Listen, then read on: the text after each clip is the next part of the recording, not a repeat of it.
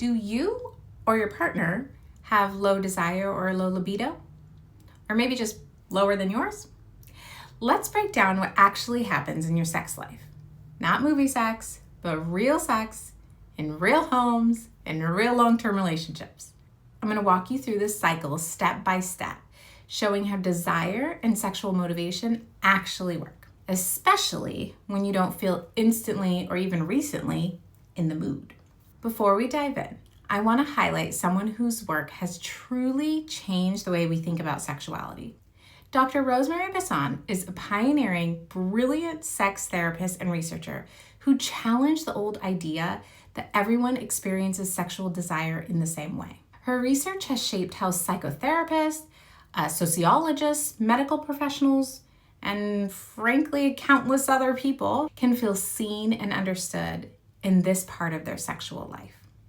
What's unique about Dr. Basson's model, and why I love sharing it, is that it's a cycle. So each piece builds upon the next. The process loops. It's not a straight line.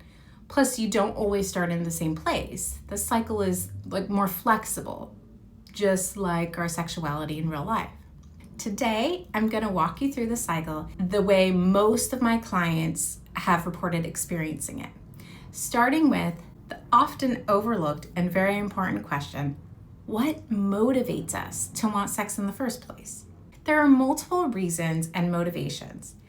Think about your average day. You're not just sitting around fantasizing about sex, but maybe you just, you had a hard work day, you want to feel close to your partner after, or maybe you've had a stressful week and you guys haven't really gotten to talk, so you miss them. Maybe you just want to relax. Maybe you want to have fun together, or even just share some moments with someone who loves you and you love them. All of these are perfectly good reasons to move towards sex, even if that deep inner sense of desire or sexual longing isn't there yet. Then we move to the willingness to be open to or seek out sex. What do I mean by that? What I don't mean is duty or obligation sex. What I mean is being open to the idea that sex is a possibility, not a guarantee. Here's where responsive desire comes in. In responsive desire, you can feel motivated to be open to, even when you're not already feeling the sexual desire in your body. You might, lovingly receive your partner's long hug. You might agree to a cuddle, or even something like a shower together to see where things go. Sometimes you'll be the one seeking out the connection because maybe you're not in the mood right now, but past experience tells you that if you enjoy some skin-to-skin contact or a good conversation, desire might show up. Or that even though you have 100 things to do, one of your long-term relationship goals is to have a healthy sex life. So you intentionally initiate a little intimacy, give yourself a few minutes, 5-10 minutes, and trust that you might be glad you did. Being open to or seeking out the possibility of something more is about knowing your type of desire and how your body works. Unlike your partner, or what we often see in the movies, it might require a sense of connection first. You're not forcing anything, you're simply giving yourself the opportunity to see what unfolds. Then we get to sexual stimuli with the right context. Now this is where the little things matter. Your partner gives you that look and makes you laugh. Suddenly the mood shifts, right? You talk about something deeper than work and kids, chores, and so you start to feel more emotionally connected. Or maybe you enjoy a warm touch during a movie, a shared joke, or those rare moments where both of you put away your phone and you're actually locked in paying attention to each other. Context is everything. If you feel safe, valued, relaxed, not rushed, pressured, criticized, moments like these are likely to spark something. For example, maybe you love your head being scratched by your partner. It feels relaxing and loving when you've shared some conversation already, or when you've relaxed. But if your partner attempts it in the middle of chaos or distraction, it can feel totally annoying. And that difference, this is how context plays out in everyday life. So at this part of the cycle, we're feeling motivated, you're receptive, you're in the right context or headspace to lean into the positive sensations your time together is giving you.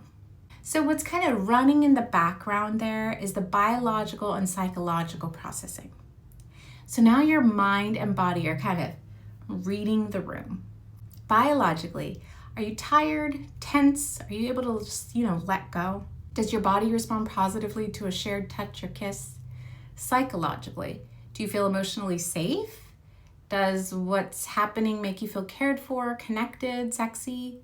Or are the worries and stress distracting you from any pleasure that's there? If the timing and connection feels good, this leads to the next step. If they don't, context, timing, or signals just aren't quite aligning, it's okay for things to pause here, and it doesn't mean anything's wrong. Then we have subjective arousal. This is the subtle shift, maybe a soft sign, a smile, a lean in. You realize you're actually starting to enjoy the moment. Nice. Maybe you feel tension leaving your body.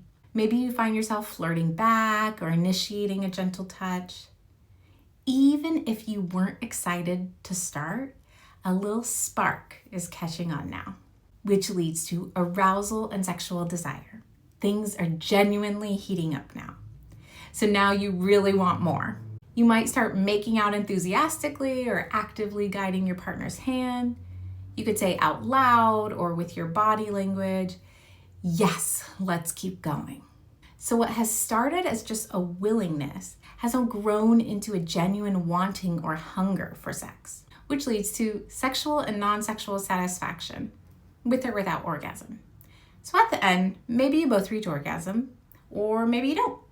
But you feel positive feelings, you feel connected, you feel relaxed, you feel closer, or just really happy that you shared a fun moment together. Sometimes what matters most is things like the cuddling after, or the inside jokes you shared, the warmth of, caring about someone and someone caring about your pleasure, or just the knowing that we're okay, or the reminder that, oh, we can still have fun together. Those memories and feelings don't disappear. In fact, they feed on the cycle, making it easier to want to be open again the next time. This is how the motivation for sex grows. So here's the simple truth.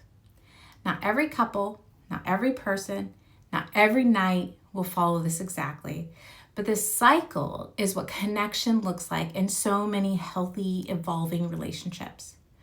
Responsive desire isn't a flaw. It's just another beautiful way humans experience sexual desire. If you saw yourself or your partner in any of these examples, please pause and talk about these moments with them. And if you're ready for more or want more personalized support, further education about your sexual desire, reach out to us at Togetherness Therapy. This is the work we're passionate about, helping you build a sex and intimate life that truly fits your real life. Thank you. Hope that helped.